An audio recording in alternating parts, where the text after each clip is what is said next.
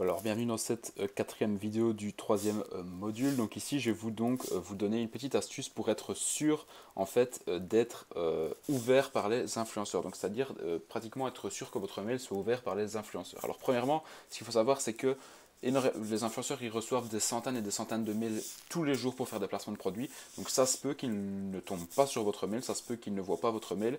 Et donc ça se peut vraiment que votre mail ne soit pas ouvert. Cependant, vous pouvez vraiment augmenter vos chances que votre mail soit ouvert par les influenceurs en faisant tout simplement une petite technique que moi j'utilise à chaque fois. Et donc là, vous aurez beaucoup plus de chances de retenir l'attention des influenceurs et donc vous aurez beaucoup plus de chances d'être ouvert également. Et la simple chose qu'il faut faire, donc c'est ici, vous mettez le mail donc, que je vous ai donné dans la vidéo précédente. Et tout simplement, la seule chose à faire, c'est que dans l'objet, vous allez tout simplement mettre une phrase ou un mot qui va vraiment retenir l'attention de l'influenceur. Moi, ce que je fais généralement pour retenir leur attention, au tout début, ce que je faisais, c'est que je marquais tout simplement ça. Demande de partenariat. Ok, alors là, voilà, j'ai un partenariat, mais je veux dire, c'est pas un truc qui saute vraiment aux yeux à l'influenceur. Des demandes de partenariat, il en reçoit des centaines chaque jour, donc il faut vraiment que vous vous démarquez.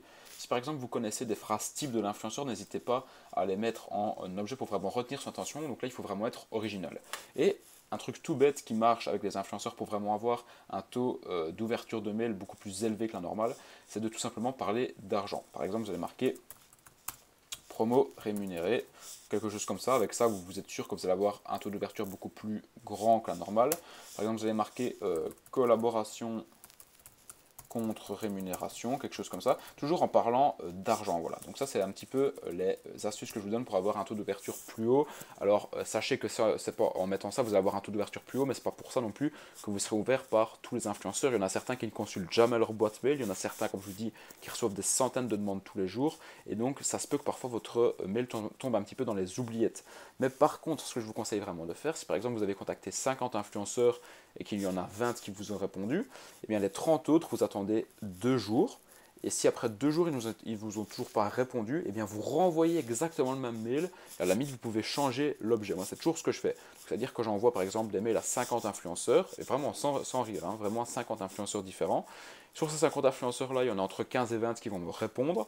Et sur les 30 autres, eh bien, je vais renvoyer un mail 2 jours après. Et généralement, je vais encore avoir 50% des 30 personnes qui ne m'ont pas répondu qui vont me répondre. Donc, je vais encore avoir 15 personnes en plus qui vont me répondre. Et ainsi de suite. Si les autres ne m'ont toujours pas répondu, 2 jours après, je leur renvoie un mail, etc. etc. etc.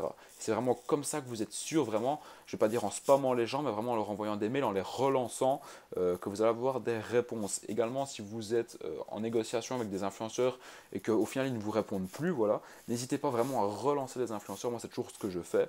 C'est pas vraiment du spam, mais voilà, je n'hésite vraiment pas à les relancer. Vous savez, ces gens-là, ils sont beaucoup sollicités par des marques, donc surtout, n'hésitez pas à vous démarquer en mettant des objets justement, comme je vous ai dit, des objets, je vais dire un petit peu originaux, et également voilà, n'hésite pas de relancer les influenceurs pour vraiment avoir un taux d'ouverture qui soit plus conséquent que la normale. Surtout, ne vous arrêtez pas après un influenceur. J'en vois énormément qui contactent 5, 10 influenceurs. Il n'y en a aucun qui leur répondent et ils abandonnent totalement. Ils disent ah ouais, les influenceurs ils répondent pas, c'est pas facile, etc. J'ai pas la bonne technique. Il faut juste de la persévérance. Moi, c'est ce que j'ai fait, c'est que j'en ai contacté énormément. Il y en avait très peu qui me répondaient au début. Ensuite, en ajustant quelques petits détails, comme j'ai dit, dans l'objet, en mettant des trucs originaux, eh bien, le taux d'ouverture était plus grand. Et ensuite, en relançant les influenceurs s'ils ne m'ont pas répondu, eh bien, c'est vraiment comme ça que vous allez avoir des réponses et c'est vraiment comme ça que vous allez pouvoir faire des placements de produits. Voilà, j'espère que vous avez aimé cette petite vidéo où je vous explique comment voilà, eh bien, avoir des taux d'ouverture qui sont plus grands par les influenceurs et je vous invite à passer à la vidéo suivante.